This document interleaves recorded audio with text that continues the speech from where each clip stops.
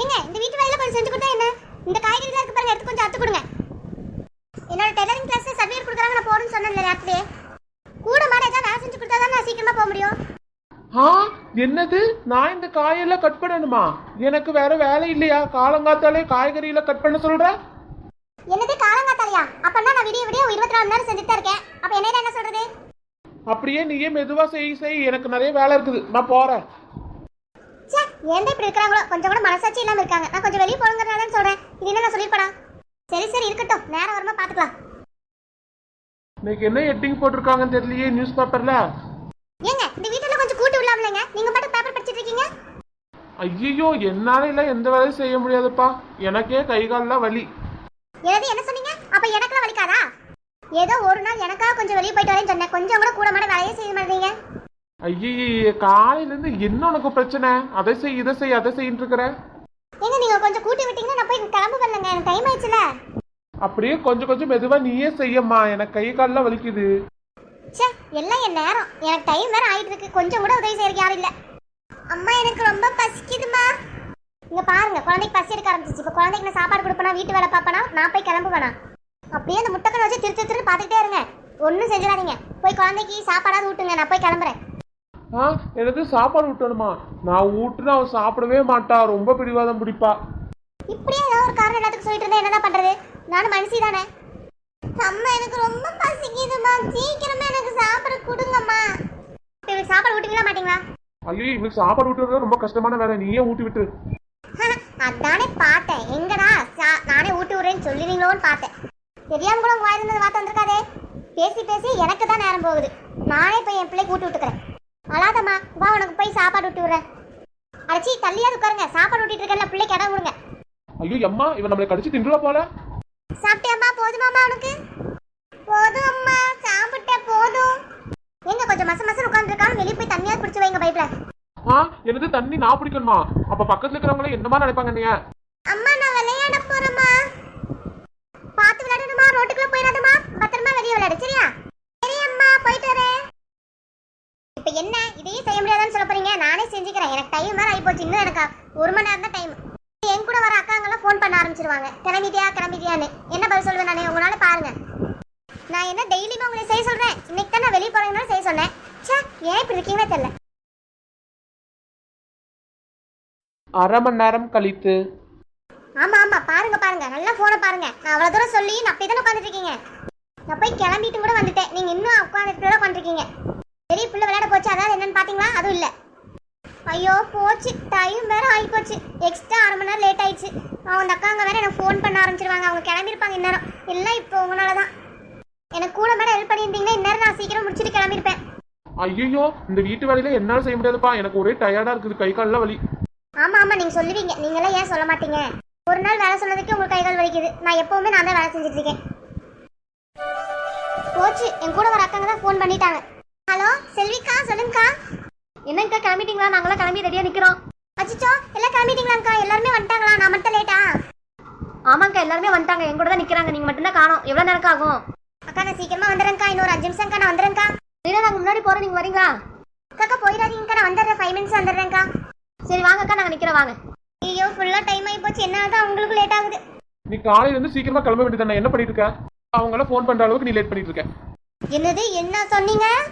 காலையில இருந்து என்ன பண்ணிட்டு இருக்கேன் நான் கேக்குறீங்க? காலையில இருந்து கால் மேல காலை போட்டு உட்காந்து நான் டிவியா பார்த்துட்டு இருந்தேன்.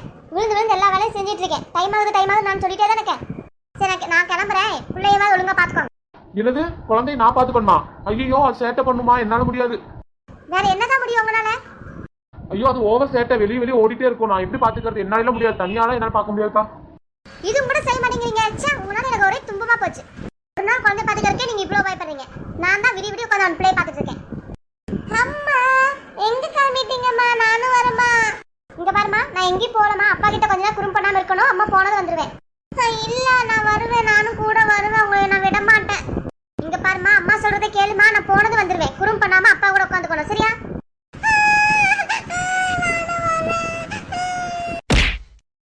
எதுக்கு இப்ப என்னை அடிச்சா? முட்டைக்கண்ணை வச்சு உருட்டி பாத்துட்டு இருக்கீங்களே தவிர இந்த குழந்தைய சமாதானப்படுத்த மாட்டீங்க. ஹே, என்னால பார்க்க முடியாது சொல்லிட்டல, கூட்டிட்டு போ. நானும் வரேம்மா, நான் வீட்ல இருக்க மாட்டேம்மா.